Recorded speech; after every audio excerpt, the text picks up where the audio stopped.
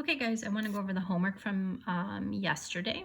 Yesterday was Tuesday, today's Wednesday. Happy Wednesday.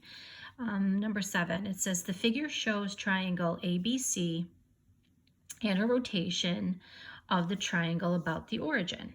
So they already, you can look here. This was obviously the pre-image, you can tell because of the way it's written. We have a tally mark here. Sometimes they call them prime, apostrophes, but this tells you that it was rotated. Okay, that's the image.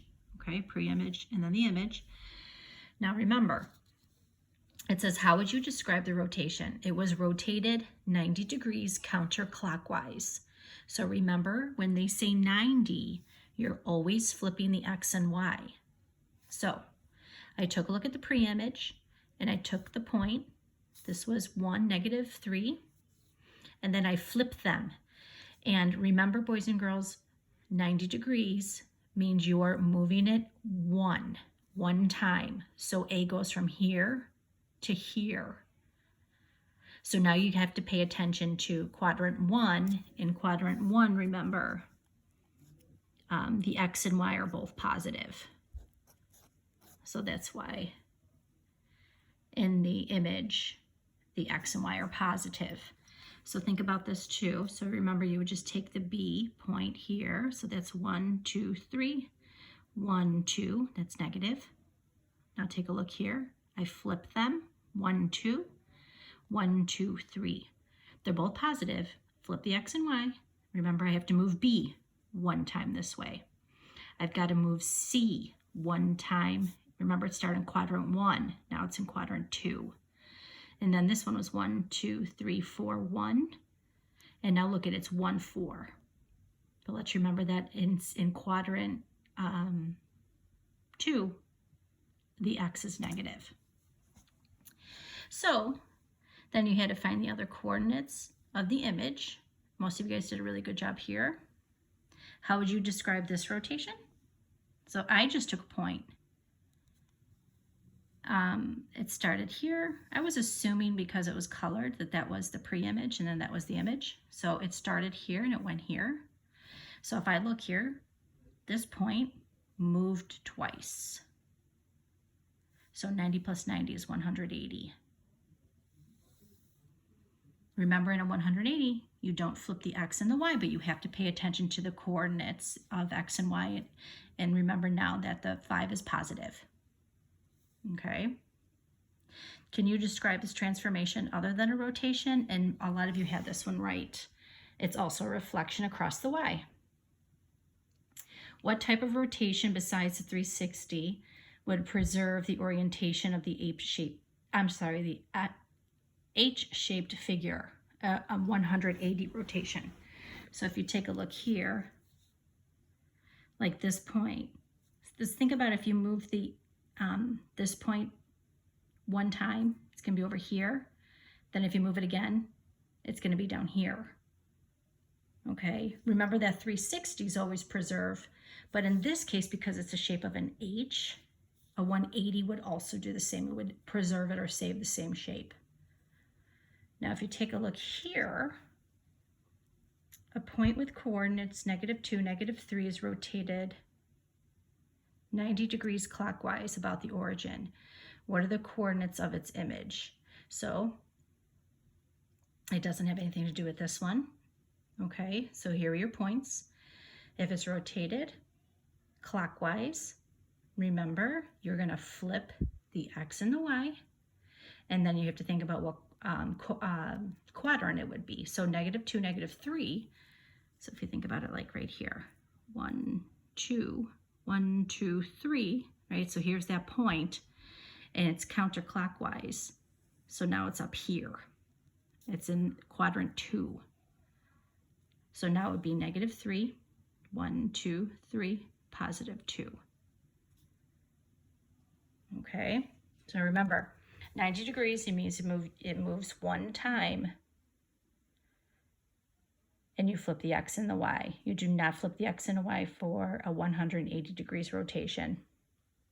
These looked pretty good too. It said complete the table with the rotations of 180 or 90. Include the direction of the rotation. for rotations of 90.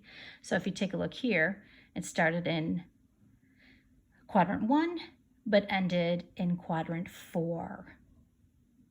So 90 degrees clockwise. Quadrant 1 to 4. Remember, that would be quadrant 1, quadrant 4. So I move 90 degrees clockwise. Quadrant 3 to 1. So let's find quadrant 3. 1, 2, 3. And then it went to 1, which is diagonal. Remember, if it goes diagonal, it's 180, and you don't have to say clockwise or counterclockwise. Quadrant 4 to 3. So 1, 2, 3, 4. So it started here, but it ended up here. So remember, clockwise is this way. So it moved 1 quadrant, 90 degrees clockwise. I kind of showed that here. Okay, looking at the top of the next page. This one looked pretty good, number 14, when I was looking at your work. Remember, in a 180 degree rotation, you don't need to know if it's clockwise or counterclockwise. It's going to be diagonal. So if you think about it, remember what you do in the pre-image is write all your coordinate points. So you can see I did that. A, B, C, and D. And then A prime, or A with a little tally mark, B, C, and D. I am not flipping the X and Y, but I have to pay attention to the rules of the coordinates. So if you take a look here, it told me to move 180, so 90 plus 90 is 180. That's 2 moves. So think about it. This guy has to move here and then here. This guy has to move here and then here. So I'm paying attention to quadrant 1 for my positive and negatives. For B, I'm paying attention to quadrant 4. That's 2, -1. Think about A has to move 180, so it has to go 1, 2. And then C is just remember, it rotates about the origin. And that's the 0, 0. C is gonna remain in place.